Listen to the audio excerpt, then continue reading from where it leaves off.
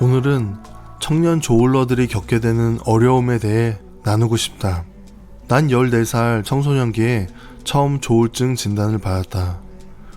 조울증은 단순히 감정의 변화가 남들보다 큰 차원이 아니다. 조울증은 한 사람의 인생과 일상생활에 어려움을 준다. 학생일 때 발병하면 학업에 영향을 주고 직장인일 때 발병하면 업무에도 영향을 준다. 결혼했을 때 발병한다면 결혼 생활에도 영향을 주는 결코 무시할 수 없는 병이다. 왜 그럴까? 지금부터 왜 그런지 그리고 어떻게 해야 하는지에 대해 나누려 한다. 조울증이나 조현병은 청소년기 또는 청년기에 많이 발병한다. 이 시기는 인생에 있어서 아주 중요한 시기로 우리나라에서는 학업적으로 모든 에너지를 쏟는 시기이다. 남들은 한자라도 더 공부하려고 노력하는 시기에 정신질환을 앓게 되면 엄청난 시간 낭비처럼 보이게 되고 당사자도 가족도 조급해지기 마련이다. 발목이 뒤틀려 걷기도 힘든 상태에서 남들이 뛰니까 어쩔 수 없이 남들의 뒷모습을 보며 절뚝거리며 뒤따라가는 느낌이다. 이제부터 내가 경험한 것들과 통상적으로 청소년 시기에 조울증 진단 받는 이들이 어떻게 인생이 꼬일 수 있는지 나눈다.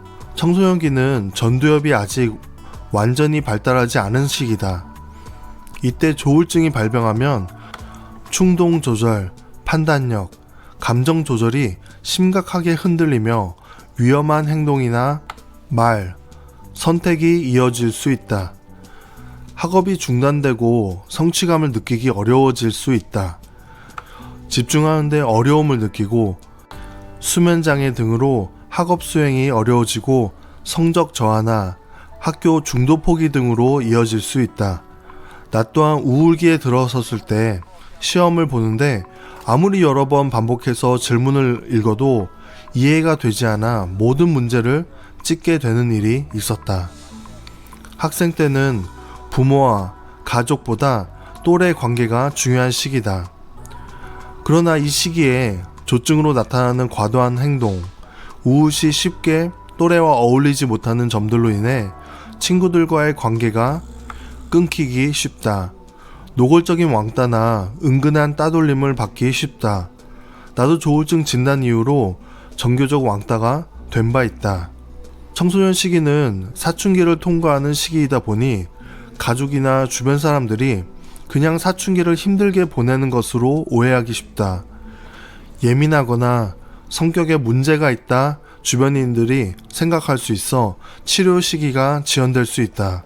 또래들은 자신을 발견하고 긍정하는 시기인데 조울증의 파도에 휩쓸리며 나는 문제가 있는 사람이라는 왜곡된 정체성을 갖게 될 수 있다.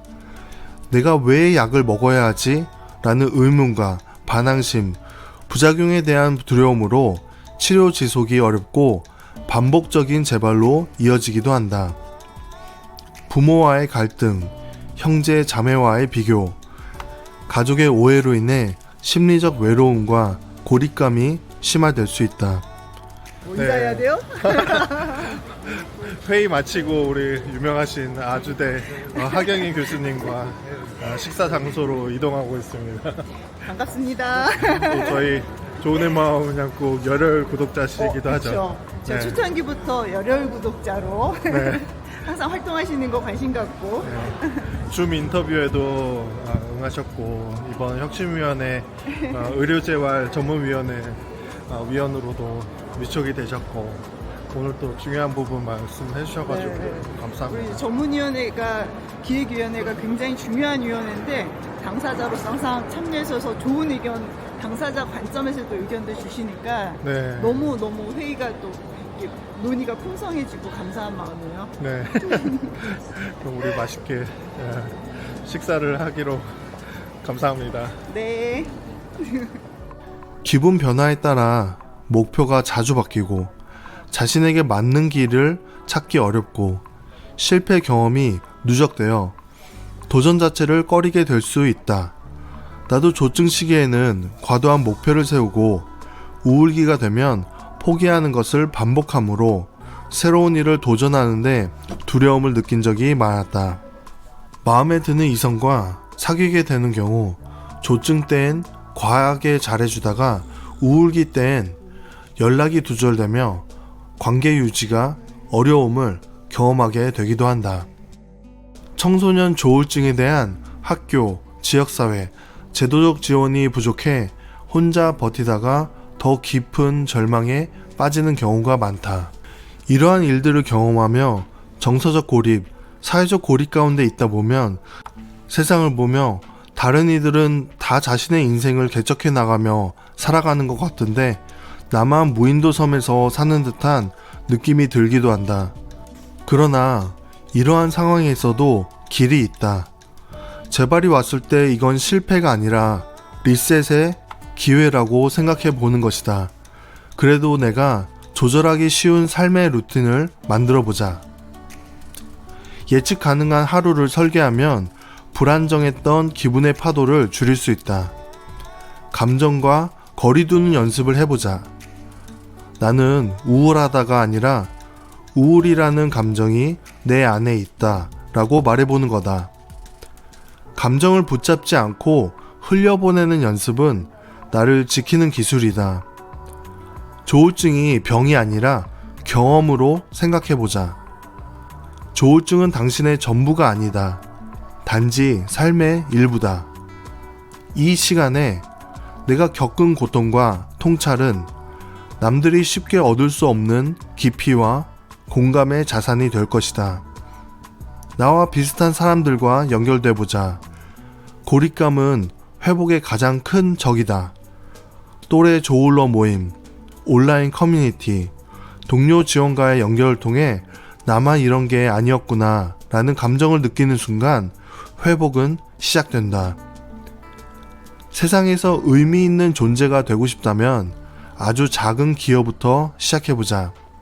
글쓰기, 그림, 사진, 영상, 봉사 등 타인에게 작게라도 도움이 된 경험은 자기 효능감을 회복시킨다. 우리는 너무 이른 시기에 너무 큰 파도를 만난 것일 수 있다. 청소년기에 조울증을 겪는다는 것, 인생이라는 긴 마라톤에서 남들보다 훨씬 더 가파른 언덕을 먼저 만난다는 뜻일지도 모른다. 그러나 언덕을 넘는 법을 일찍 배운 사람은 언젠가 평지를 걷는 날이 왔을 때 더 단단한 발걸음을 내디딜 수 있다. 그 누구도 당신의 회복 속도를 재촉할 수 없다. 느려도 괜찮다. 돌아가도 괜찮다. 중요한 건 당신이 멈추지 않고 나아가고 있다는 사실이다. 이 세상 어딘가엔 당신의 말을 기다리는 사람, 당신의 이야기에 위로받을 사람이 있다. 그러니 오늘 하루도 조심스럽게 그러나 꾸준히 살아내주길 진심으로 바란다. 나도 그렇게 살아가고 있다. 조울증으로 인생이 꼬였다고 생각한다면 오늘의 컨텐츠가 도움이 되었길 바란다.